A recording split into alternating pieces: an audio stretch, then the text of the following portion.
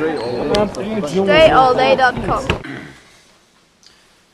What's going on, y'all? Dre Baldwin, DreAllDay.com. We're going to get into this Q&A Thursday. This is part 2. Probably do this like every other week, maybe every week, depending on the volume of questions and the quality of the questions coming through. But it's going to be on Thursday, so just look out on Thursdays to see if I put one or I don't. If I don't, it'll be the next week or the week after that. So let's get right into the questions. First question, someone asked, what do I think of resistance bands? Do I think they're good for body workouts like chest, back, and everything? I think resistance bands can be useful. I mean, if they're used the right way. So you need proper instruction or some kind of program or something from somebody telling you or showing you what it is you can do, how it works, and why it works. So, yeah, so people ask, somebody asks, is it a good workout? I mean, that's a really broad question. It's like asking, is lifting weights good? I would say, yeah, lifting weights is good, but you got to be doing it properly. You got to know what you're trying to accomplish, and you got to know how to do it. So you might need some instruction from somebody that's a professional at it.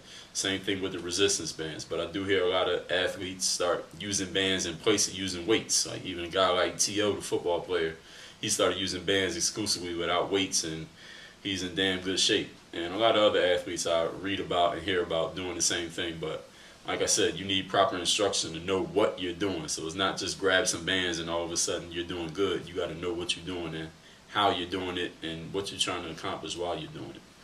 Next question. Someone asked, do lighter shoes help at all? I addressed that question in the last Q&A. So the person that asked that question, watch the video you left a comment on. The answer's in there. I addressed that already. Darcy from Sydney, Australia. He said, what can you do when a player is up against you all the time playing really physical off the ball? He feels like he's getting fouled, but the ref is not calling foul. All right, number one, don't ever complain about the referees. If somebody's playing physical with you and the referee's not calling it, then guess what? That's just the way the game is being called. So that means you need to step up your physicality in that game to match what is being allowed. Now, if the referee's calling a lot of fouls on the touch, then you got to adjust your game thusly at that point. You got to be able to read the situation and make adjustments based on what you already know. You can't wait till the game's over, then go to the internet or YouTube and try to figure out the answer. You got to make adjustments on the fly. That's part of being a good basketball player. That's not an extra. That's not some extra part of the game. That's part of the game. If you can't make adjustments on the fly, then that's part of you being good or not being good. So as far as addressing your question, if a player is up against you and playing physical, then like I said, you got to play physical. There's no complaining. Don't blame the refs. Don't blame the guy that's playing against you. He's doing what he's supposed to do to try to win. And he got you complaining about it, so obviously it's working. Next question. Jamil from the Netherlands. He said, do I support the Sixers since I'm from Philadelphia? Or do I support the Heat since I live in Miami? I mean, I cheer for all the good teams. I mean, I don't really have a team in basketball. I'm more like the players. But I like players on every team. The Sixers, they got Iguodala. I like, what's the kid from Ohio State? Turner. I like the point guard, Holiday. I like a lot of players. I mean, I just like watching good basketball. So any good basketball. I like players on Boston, players on the Lakers, Denver, Portland, the Heat, the Magic, the Mavericks, the Thunder. I like players on every team.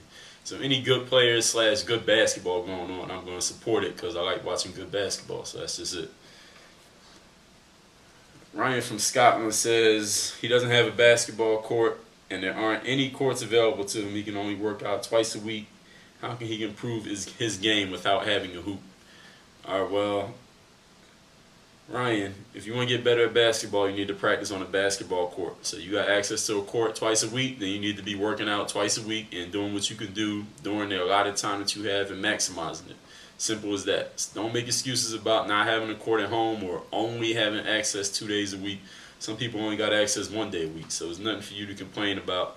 If you put the work in, the proper work, and make the maximum use of your time during those 2 days that you can get on the court, then you can become a good player. Now, if you want to use everything that you don't have as an excuse, you'll be successful doing that too. So decide what you want to do. It's the mindset that you go into it with that matters more than the actual material that you have. And I talked about that many times before. So, Ryan, you need to internalize that, get to work, stop complaining, and work with what you got. Noah from LA said he broke his ankle because he was improving his game a lot using the hoop handbooks, but he's going to be out 6 to 8 weeks. He said, what can he do involving a basketball with a broken ankle? Well, Noah, I think the best person to ask that question is a doctor. I'm not certified to give you medical advice on what to do on a broken ankle. I don't want to tell you the wrong thing and then you make it worse. So wherever you got whoever told you you had to be out 6 to 8 weeks, ask that person what you can do basketball-wise. They'll tell you if you can stand up, if you can cut, if you need to be in a wheelchair, or whatever your situation, crutches, what you can do, what you can't do. So somebody told you it was out 6 to 8 weeks, so ask that person the question that you just asked me. They get paid to give that type of advice. That's their job. Someone asked, how do you respond to double teams? If you're double teamed, that means on the rest of the floor, there are 4 of your teammates and 3 of the other team, because there's 2 people and 1 person where you're at. So what you need to do is pass the ball. It's very simple. Next question. What is a week schedule like for me? Do I work out in the weight room and do basketball drills on the same days? I get asked this question a lot. I don't keep the same weekly routine exactly. I kind of got a framework, but there's not a set. I don't do a set, this time I got to do this and this time do that, and then the exact same thing week after week and day after day. It's more, like I said, more like a framework. I want to make sure I get my strength training in, my conditioning in, and of course the basketball work. Since I'm a basketball player, I want to spend the most amount of time doing actual basketball work because I'm a basketball player. I'm not a weightlifter. I'm not a track and field athlete. Even though I do those things, those are done to support my ability to play basketball. So basketball is number 1, and everything else works in around that. So yes, of course I strength train. Yes, I do conditioning. If you watch my videos, I got all these playlists. I got over 2,500 videos on YouTube. So a lot of y'all ask questions about stuff that I posted and discussed and showed myself doing. If you just pay attention, you'll know the answers to these questions. Next one. Matej, hopefully I'm pronouncing that right, from Slovenia. How do you look at your opponent when they're on defense? No, when you're on defense. What do you watch when you're on defense guarding the other person? Really, I try to get a holistic view of everything that's going on. I'm not really trying to look at one thing in particular. I'm trying to see everything on the floor. Because it might be a screener over here, over there. It might be somebody cutting off the ball over there. A pass might be coming, so I might need to get my hands up. Most coaches or trainers will tell you if you're going to watch a guy on defense, to look at their midsection, like their belly button. Because wherever that moves, that's where that person is moving. Because their head can fake, their eyes can fake. Of course, the ball can fake this way and that way. If you watch the belly button, wherever that moves, that person is moving. So if you're looking at a person directly, I would say that's pretty good advice to watch the belly button. But me personally, I try to see everything. I try to get a full view of everything that person's doing. I might watch their eyes to see what they're looking at. Watch their feet to see how they're setting up the move. Watch their hands to see what they're trying to do as far as fakes and things like that, because I know what certain fakes look like. And as you watch certain players, you kind of learn their tendencies, what they can do, what they can't do. So hopefully that gives you a general answer to the question. But overall, you got to kind of find your own way, what works for you, what you like to look at. And of course, the game situation. Who's the player you're facing? What can they do? What can't they do? What is the overall game situation with the other 8 players on the floor, and you got to factor in your own capabilities. Because my capabilities are different from yours. So certain things that I do on defense, you might not be able to do. Certain things that LeBron James does that I might not do. So you got to figure out what works for you. Stefan from Macedonia. How do you get more confident attacking the rim without being afraid your shot will get blocked? What are my thoughts on that? So Stefan, first of all, you mentioned the word afraid. If you're afraid of getting your shot blocked, then you might as well not play basketball or not try to score on offense. You cannot be afraid of messing up in basketball. This is not a game of perfection.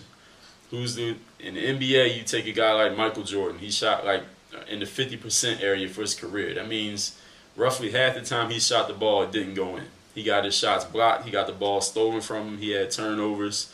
Derrick Rose averaged 3-4 turnovers a game. Kobe Bryant, same thing. He misses a bunch of shots. Most players shoot in the 40% range from the field in basketball in the NBA. That means more than half of the shots they take, they miss. People get the ball stolen from them. People get shots blocked. People have turnovers. People miss free throws. Sometimes you see missed layups and dunks. It happens. All right, that's part of the game. If you're afraid of getting your shot blocked or you're trying to avoid getting your shot blocked, you're not going to accomplish anything offensively. Your game will be very limited because you're limiting yourself from doing certain things or trying certain things because you're afraid of what might go wrong. And, I mean, that translates over to life. Anything could go wrong. There's nothing in life you could do that's going to work out exactly perfectly every single time with nothing going wrong. So your whole mindset has to change, first of all, to address your question, Stefan. You just how to attack the rim. I mean, there's no magic words. Like I say all the time, there's no magic words I'm going to tell you that's going to make you more confident all of a sudden.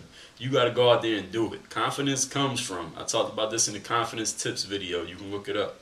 Confidence comes from doing something, accomplishing it, and knowing that you're capable of it. So you can't get that confidence until you go out and do something. And yes, you're going to mess up.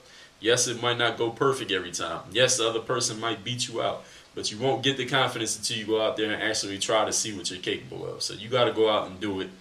YouTube ain't going to make you more confident. You got to go out and actually do something in life physically yourself. Next question. Carlos from Chicago. What did I want to be before basketball? I always knew I was going to be an athlete, so it wasn't really what did I want to be. I wasn't really trying to make myself be anything. It's not like I was like I'm going to be a firefighter or astronaut or a baseball player. I played a little bit of football, a little bit of baseball, and I got into basketball, and that was it. Pretty simple.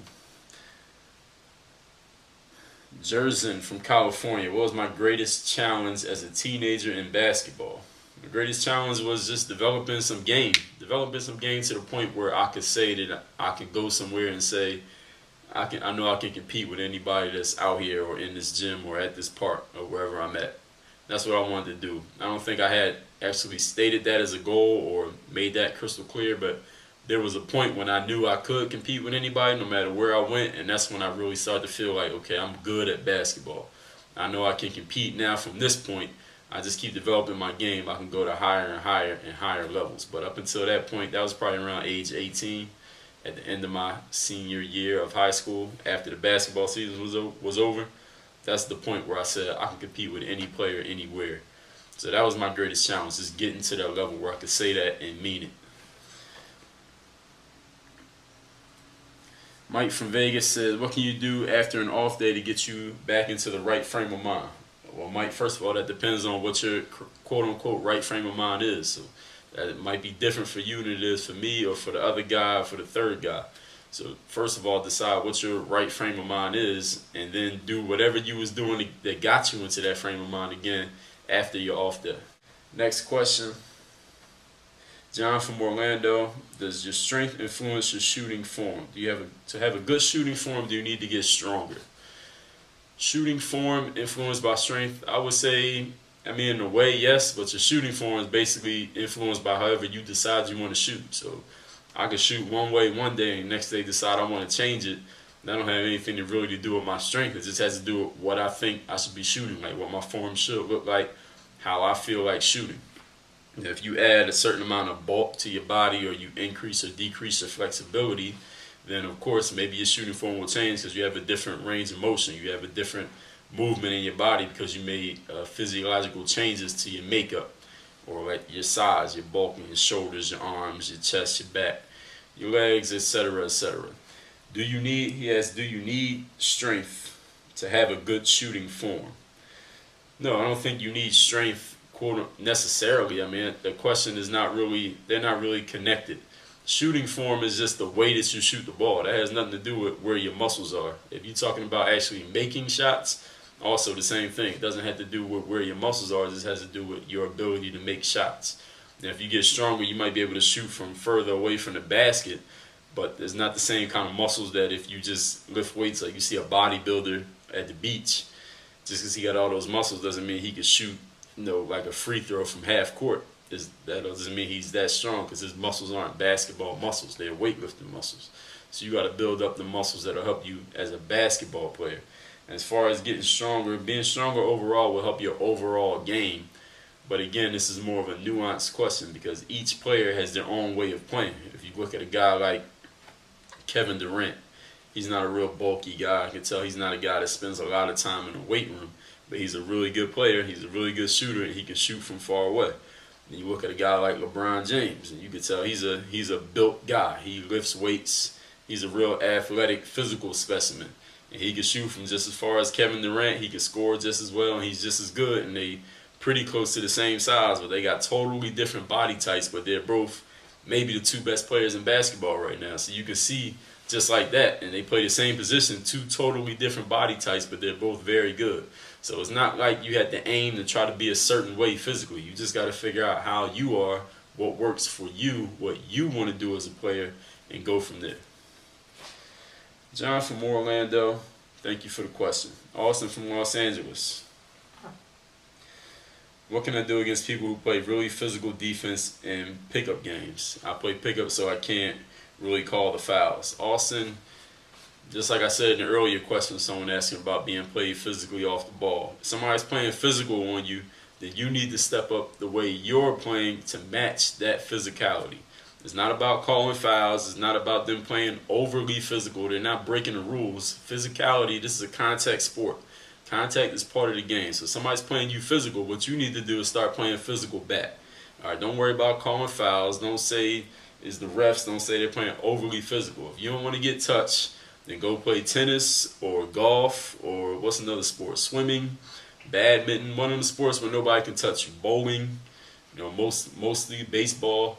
If you don't want to get touched, you go play one of those sports where there's no actual physical contact between the players. If you're going to play basketball, there's going to be physical contact. You're going to come against aggressive, strong players that are going to play you physically, and if they find they can take you out of your game, like they may be taking you out of yours since you're on here complaining about people being physical, they're going to keep doing it because it works. I mean, the goal of the game is to stop you from scoring. So playing physical is going to stop you from doing what you're trying to do on offense, and I'm going to keep doing it because that way I know you ain't going to score.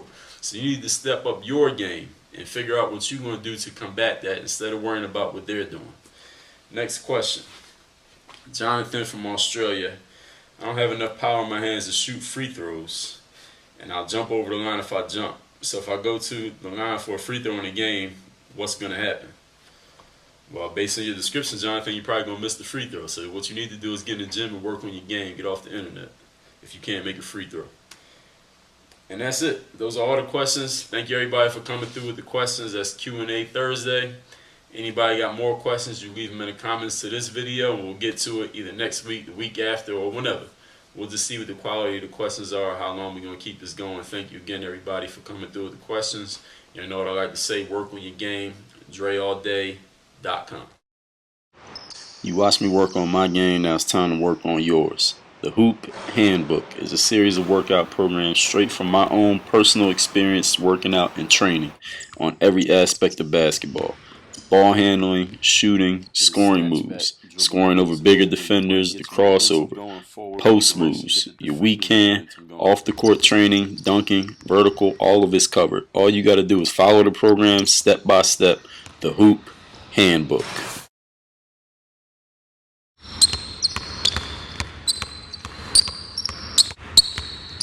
And as he comes back to your right, you just reach the ball right over his head and finish the shot.